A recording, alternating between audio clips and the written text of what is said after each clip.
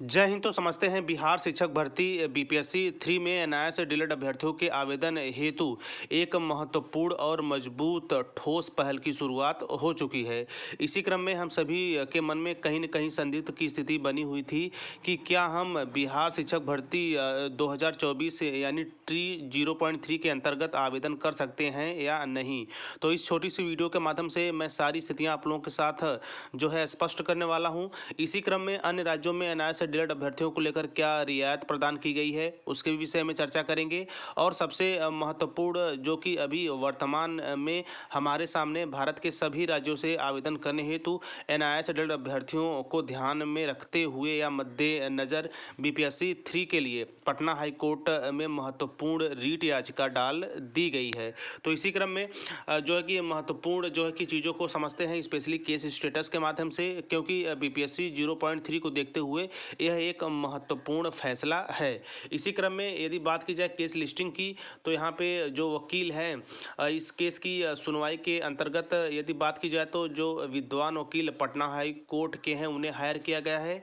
और इसी क्रम में यदि आप केस स्टेटस पे जाएंगे तो केस जो है फीलिंग केस स्टेजेस के अंतर्गत आप देख सकते हैं प्रिंसिपल जो है कि प्रिंसिपल बेंच पटना के अंतर्गत यह केस मेंशन की गई है। स्पेशली बिहार शिक्षक भर्ती बीपीएससी ट्री में एनआईए से डिलेड अभ्यर्थियों को आवेदन के मौके प्रदान करने के लिए या फिर आवेदन के मौके देने के लिए। तो देखिए स्क्रीन पे आप देख रहे होंगे ई फीलिंग केस स्टेटस के अंतर्गत सीरियल नंबर 1 और 2 कॉलम के अंतर्गत यहाँ पे मेंशन है। तो देखिए यदि केस एंट्री जो है कि इंटाइटल्ड ऑन की बात की जाए तो 19/2/2024 16:39:50 यानी कि जहाँ पे टाइम के साथ 19 फरवरी 2024 को यह जो है केस की एंट्री हो चुकी है।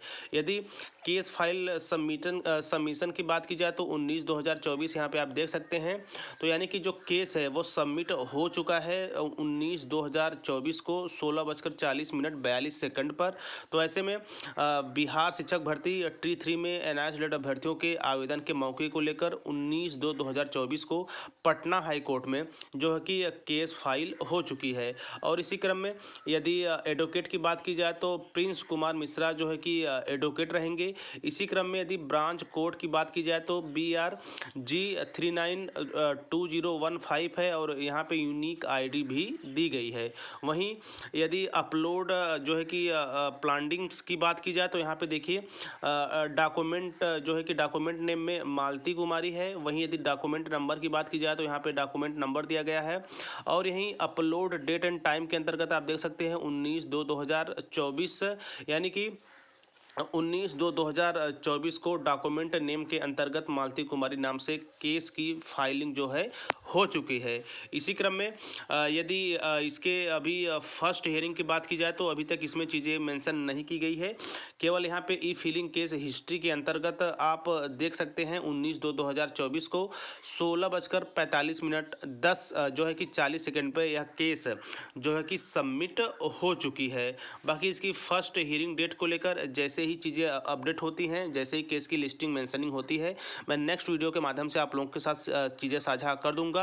तो अब यदि देखा जाए तो 14 लाख शिक्षक परिवारों को शिक्षक भर्ती में विशेषकर बिहार शिक्षक भर्ती में आवेदन करने के मौके को लेकर पटना हाई कोर्ट में अब एक महत्वपूर्ण शुरुआत हो गई है।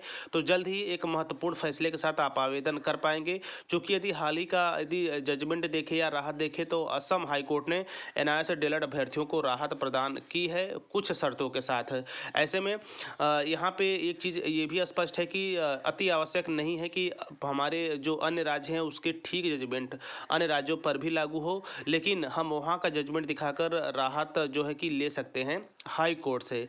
तो ऐसे में एक यहाँ पे प्लस पॉइंट ये भी रहा है। तो जल्द ही ईश्वर करे सब कुछ अच्छा हो, आप लोगों को बीपीएससी 0.3 में आवेदन करने का मौका हो और समस्त 14 लाख शिक्षक परिवार का जो सरकारी शिक्षक बनने का सपना है वो पूर्ण हो और जो थोड़ी बहुत समस्याएं हैं वो जल्द ही समाप्त हो जाए और आपका जो कोर्स है उसे लेकर किसी भी तरह की कोई भी संदिग्ध की स्थिति न रहे। तो ऐसे में अब बीपीएससी 0.3 में आवेदन के मौके को लेकर स्थितियां स्पष्ट हो गई हैं।